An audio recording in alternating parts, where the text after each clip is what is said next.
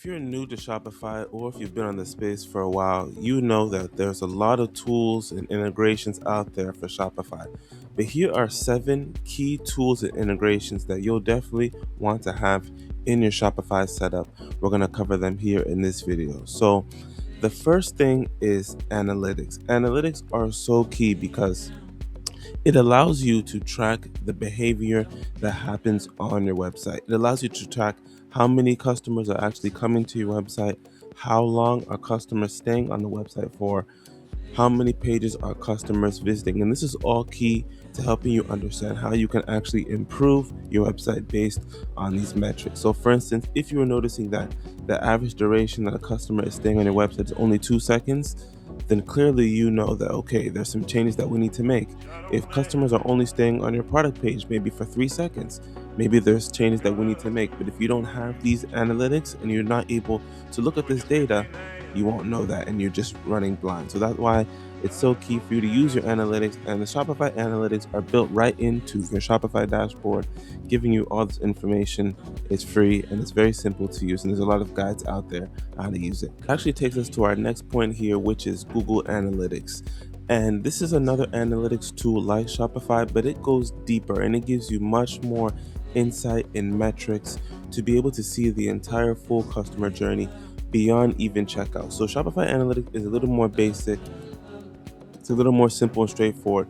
Google Analytics gets a little bit deeper, and it's very easy to set it up and install it to connect to your Shopify website, but it gives you a lot of helpful data that you can use as a Shopify brand owner to really see the customer behavior behind your website and what's happening, and then how you can make improvements. All that information is there. And the cool thing is Google Analytics now has an AI feature where you can actually type in questions and queries.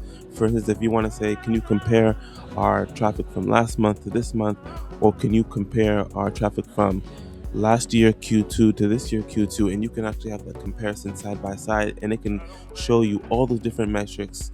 It can show you where customers are coming from. For instance, if you have customers on coming from Facebook versus TikTok, and you have those UTM tags set up, it will show you the different sources that customers are coming from, the different campaigns. All that information will be in Google Analytics. So very simple, very easy to use. I definitely recommend getting that set up. The third tool here is Google Search Console, and this is a tool. It's not necessarily an analytics tool, but it allows you to see how your store is performing in search, right? So what queries are customers searching that our store pops up for, right? Or maybe how many pages are actually indexing. Indexing means that they're appearing on Google. If you're realizing that you have indexing issues, then it can give you potential issues, that here's why this page isn't indexing, here's how to fix it. But the thing is, you won't even know whether or not your pages are even showing up on Google. I know I've heard this a lot from business owners, that we're not getting sales, or maybe we're not getting calls, and then you realize that your pages aren't even showing up on Google. They're not even indexed, right? Google Search Console will allow you to see if your pages are getting indexed, how many pages are getting indexed, and be able to solve the issue from there. And then, like we mentioned earlier, seeing what people are actually searching to find you.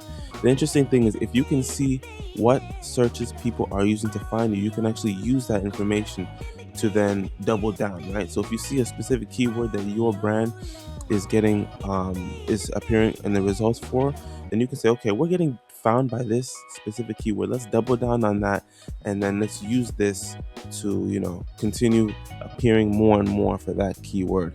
Or maybe if you're appearing for a keyword that you don't want to appear for, then again you need to make changes so that you're not appearing for certain keywords that maybe customers are searching, looking for a specific product that you don't offer, and then getting confused. But then you can also use that information to make those changes.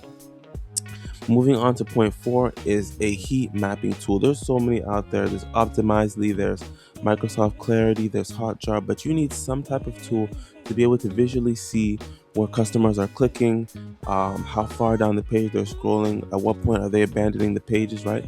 And you can visually see them, and they're called like session replays. So you can visually view the video of the session replay of customers, and then be able to see, okay, customers are bouncing at this specific point. how can we improve the customer journey here so that way customers aren't bouncing anymore and we can retain them on the site for longer. So heat mapping tools are so useful. Definitely recommend them for any e-commerce business owner so that way you can fix any conversion issues on your website. Moving on to point five now is some tool for email marketing. Now, there's so many out there. Klaviyo is big for Shopify merchants. There's, of course, MailChimp, there's Braze, there's so many tools out there, ConvertKit, but some type of tool that you can integrate email and um, ideally SMS as well, right? Because not every customer that comes to your website is going to purchase, but if you're able to capture their information and possibly put them into a newsletter, um, at that point you're still able to share with them the different items that you have on your store, so that way at a later time when they are ready they can come back and purchase. Or for customers who have already purchased, right, you can get their information, get their email, and then continue to send them new updates, like a post-purchase flow, however you want to set that up. So instead of just having them buy from the site one time and then they never hear from you again, you can have these customers as repeat customers who are loyal buyers, sending them, email updates, SMS updates, and there's so many tools out there that can get you set up with that. But Klaviyo is definitely a big one, and of course, you definitely want to get that set up for your e-commerce storefront.